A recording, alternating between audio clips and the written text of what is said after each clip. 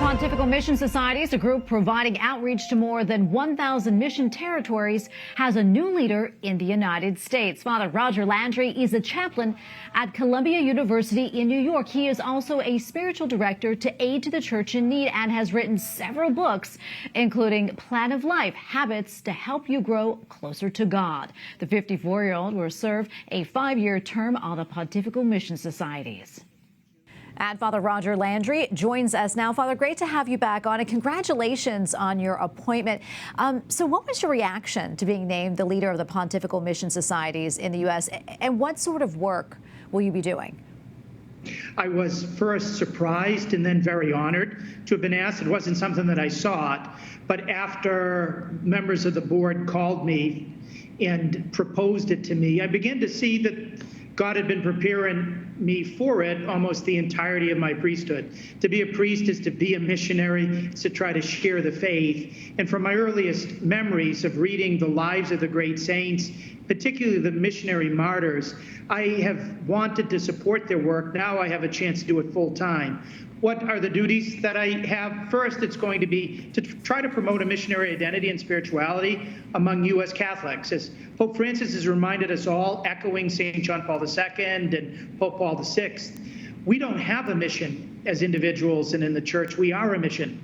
That is who we are together with the Lord, continuing his mission. And so my first duty is to try to help everybody live out that missionary identity. The second is to try to get American Catholics to help in supporting those on the front lines of the church's missionary work in the 1,100 dioceses that are still very much at the beginning of their life. So help them first and foremost by their prayers, by their various sacrifices or mortifications, prayer of the body, and to the extent that Catholics in the U.S. are able to do it, a little bit financial assistance through the World Mission Sunday collection every third Sunday of October, but likewise direct gifts so that we're able to help build new parishes, build new schools, build catechetical centers, form today's and tomorrow's priests and religious, and so much more. So those are duties that I'm very eager to begin. Yeah, and on social media and in an article for the National Catholic Register, you mentioned that it was fitting that the announcement came on the feast of St. Teresa of Calcutta. Tell us more about that. So yesterday, September 5th, was the 27th anniversary of St. Teresa of Calcutta's death and her feast day. And she was a missionary of charity, someone who gave her whole life to trying to spread Jesus' divine and human love. And I've always made the case in my work with her sisters, as well as everybody else, that that spirituality is a truly Catholic spirituality, that we're all sent, having received the mission of Jesus' love, to be so transformed by it that we want to share that love with others. As the Holy Father says, what type of love would there be if we didn't want to talk about it? And so Jesus has filled us in such a way that we can't wait to spread his life and his love to others. And that's what St. Teresa of Calcutta did, and that's why she was so inspirational to us throughout the 20th century, those of us who were alive with her. And I had the great joy to meet her twice.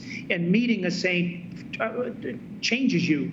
And she changed me just by the directness with which she took her holiness and called me as a young seminarian to follow down that holy path. This is wonderful. I understand Cardinal Tagle of the Philippines gave you a message when he told you about your new job with the Pontifical Mission Societies. What did he have to say? Well, that was very neat. For 65 days, I carried Jesus from New Haven, Connecticut to Indianapolis as part of the National Eucharistic Pilgrimage. And that really is a mission, taking Jesus out into the streets. And so when the papal legate for the National Eucharistic Congress, Cardinal Luis Antonio Tagle, who's also going to be my new boss because he's the pro-prefect of the Vatican's Dicastery of Evangelization, he congratulated me on the appointment face-to-face. We knew each other from my previous work at the United Nations. And I said, well, Eminence, I still haven't received the official notification. And he looked and he says, I'm giving it to you now verbally. The letter will follow. So that there was this connection between all that I'd been doing as a missionary of Jesus in the Holy Eucharist, taking him out, and my new task as TPMS National Director.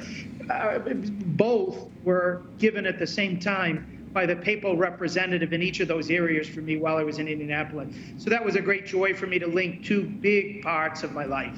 Father Landry, congratulations again, and thank you for taking the time to speak with us. We appreciate it. God bless you. Thanks so much, Tracy.